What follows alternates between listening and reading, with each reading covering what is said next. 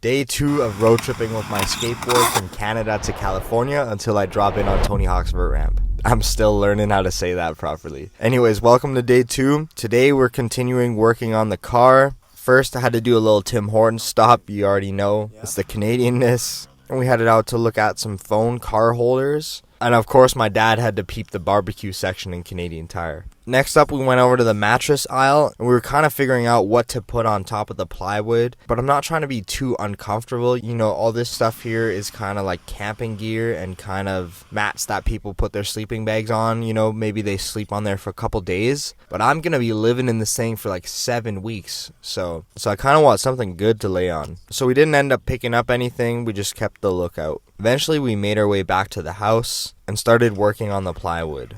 So in order to fit it in the car properly, we needed to cut out a small dent right where the center console begins. As you guys can see, teamwork makes the dream work.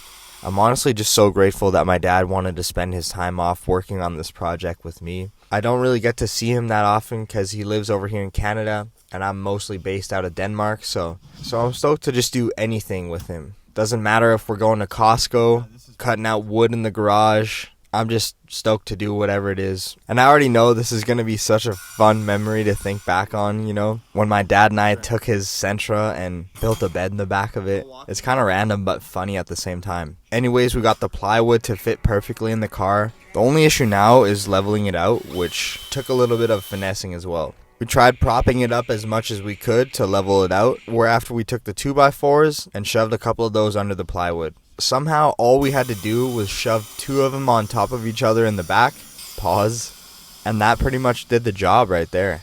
After finishing up working on that, I started figuring out what I was going to do with the window shades. I obviously don't want anybody looking into the car while I'm sleeping, so we got this silver bubble wrap looking thing yesterday, and we're trying to cut out slots for the windows. As you guys can see here, it fits pretty well, but obviously this is not the final iteration. You'll have to see what happens in tomorrow's video.